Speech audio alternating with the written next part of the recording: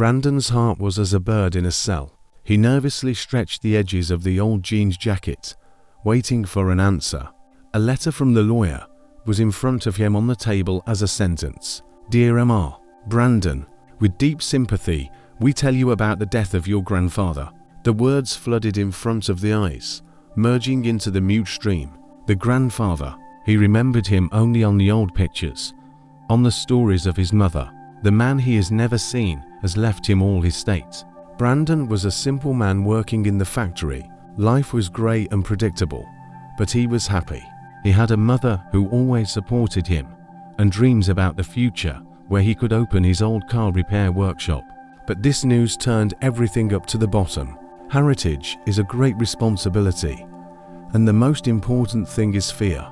Fear of losing yourself, becoming another, stranger to those who loved him. Aurora. He met her in the park, where she painted sketches for her collection. Her bright hair broke out on the wind, and her eyes glowed, full of inspiration. Steve, her boyfriend, was the opposite. Strong, self-confident.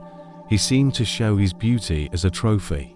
Brandon saw Aurora sometimes saddened, as if something destroyed her. It was then he realized that he was in love. In her fragile beauty, in her talent, in her desire for something greater.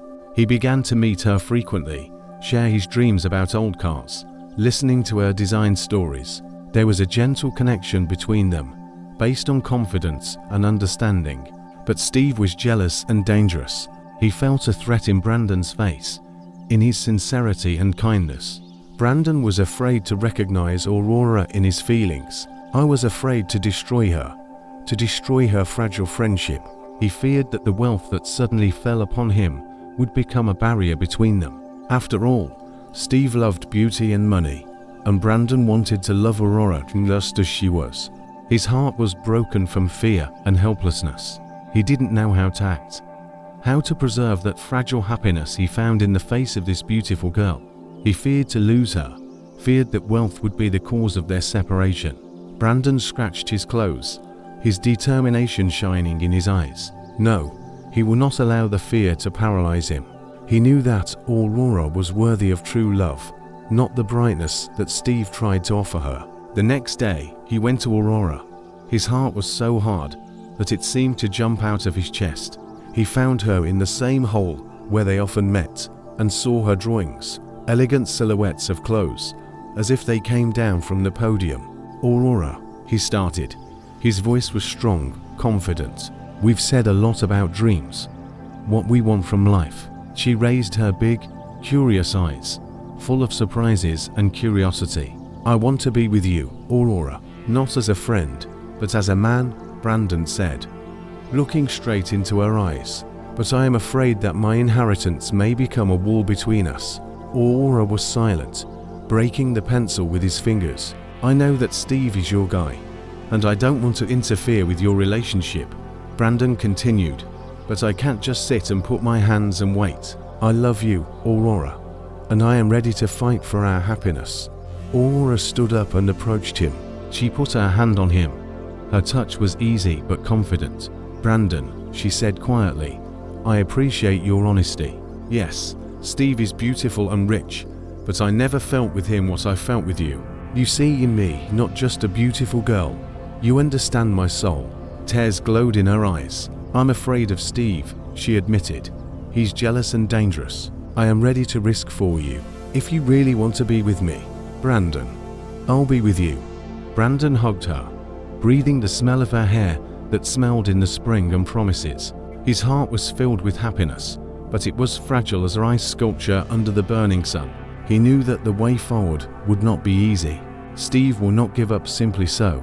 His jealousy was the chains that breathed Aurora, and the danger that emerged from him wrapped in the air, an invisible poison. But Brandon was ready to fight. He loved Aurora with all his soul, and that love gave him strength. His wealth, which before seemed to him empty glow, has now turned into a shield that he could use to protect it from Steve. I will be your shield, Aurora, he screamed on her ear. No one will hurt you. But the fear still cries him from inside.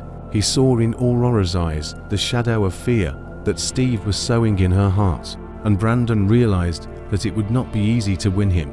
Steve was clever and covert. He knew all the weaknesses of Aurora, all its vulnerabilities. Brandon was ready to spend all his wealth to break Aurora out of Steve's legs. But will Gold be able to overcome love, obsession, and jealousy? He did not know. The only thing he knew exactly was that he would not give up. He will struggle for it until the last breath, because without it his life would be an empty cover, a lack of sense and light. In the night, Brandon awoke in a cold pot, pursued by nightmares about Steve, about how he causes Aurora's pain. Every word, every movement, became a sign of anxiety for him. He saw in her eyes the fear she tried to hide, and that broke his heart into parts. He knew he had to act decisively, but every step was like a step on the minefield. One wrong move, and everything can collapse. Brandon felt caught in a corner, like a beast in a hole. Steve was his opponent, but he played according to his rules that Brandon didn't know.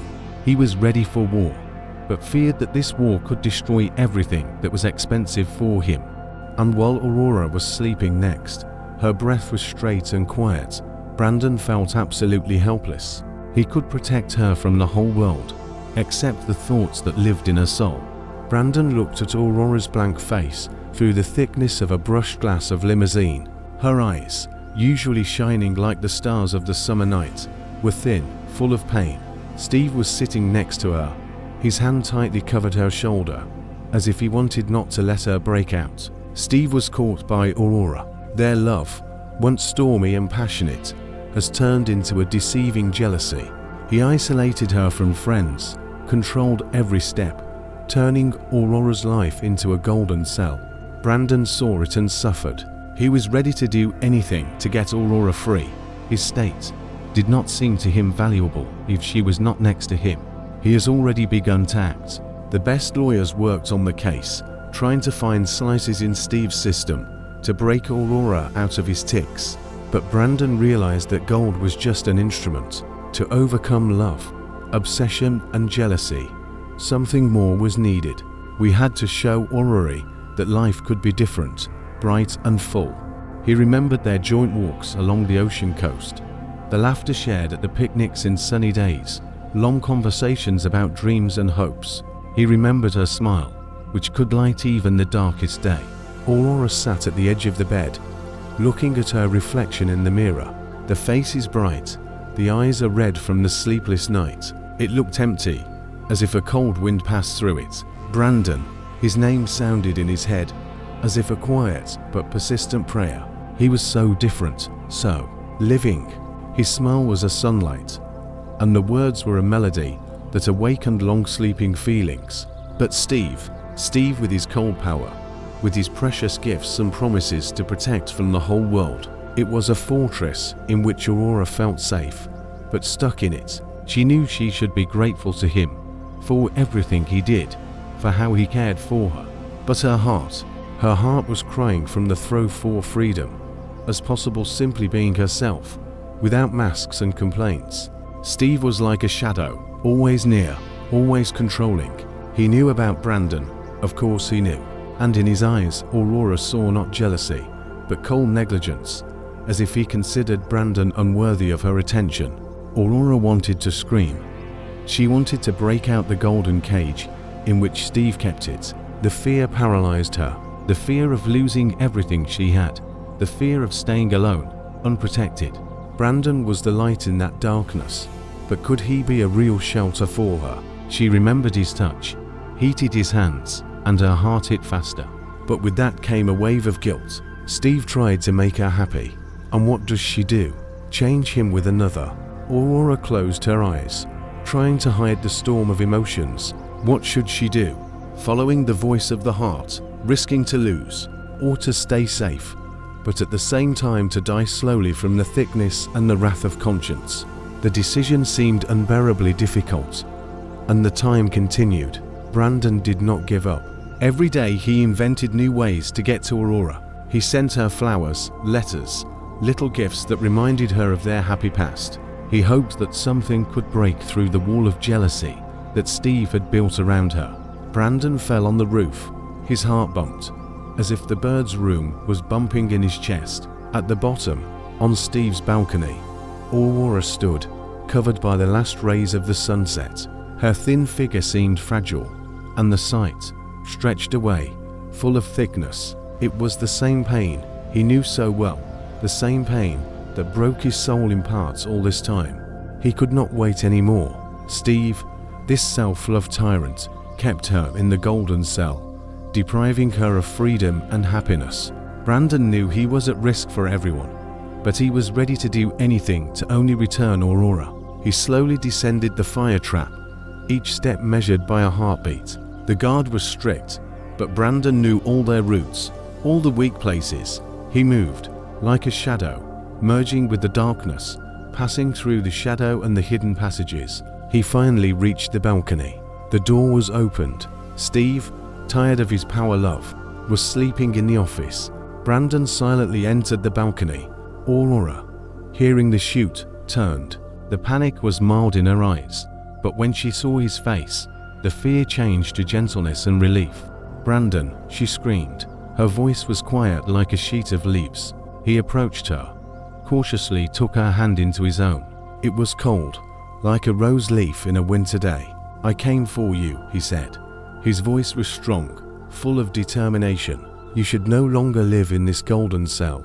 Aurora looked at him. His eyes were full of tears. "But what will be? And Steve? Steve can't do anything."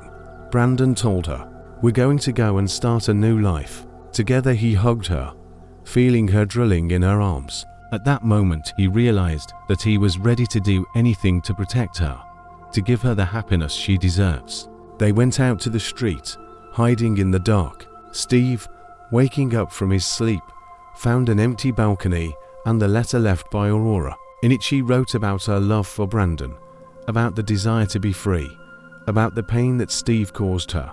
Brandon and Aurora disappeared in the night, leaving behind a luxury house and past life. Steve looked at the photo of Aurora. Her smile seemed to be cut out of his memory with a sharp knife. He saw her eyes, full of love and light, and his heart was compressed by pain. How he wanted to return back to the days when their love was pure. As the morning rose, untouched by the dark shadows of doubt and fear, Steve's childhood was grey-blue, like heaven over an industrial city where he grew up. The father, rough and silent, saw in his son the continuation of himself, a working horse, not a man. The mother, suffered by a hard life, could not give him the love and grace that his soul so thirsty. He grew closed, lonely, looking for comfort in the books of knights, where good always defeated evil.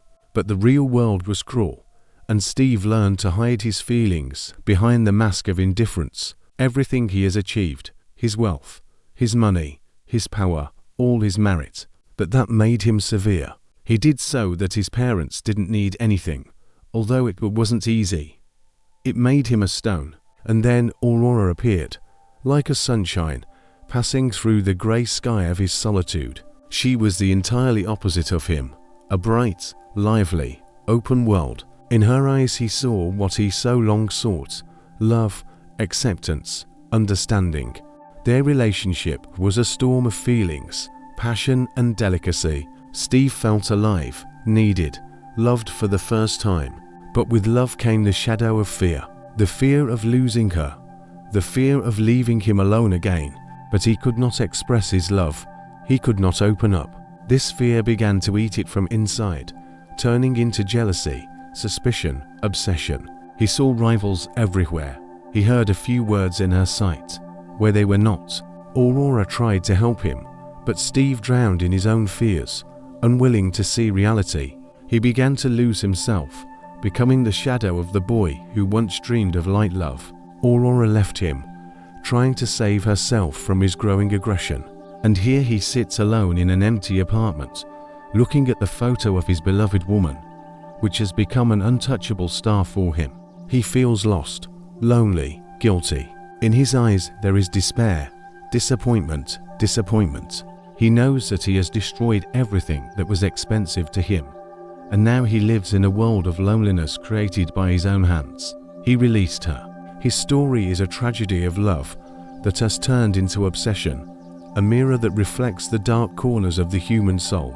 This is a reminder that even the most terrible antagonist is a person with his fears, hopes, weakness, and vulnerability. Thank you for watching this video. Write comments, what thoughts and reflections you have after listening to the story. Put likes and subscribe to the channel. Welcome.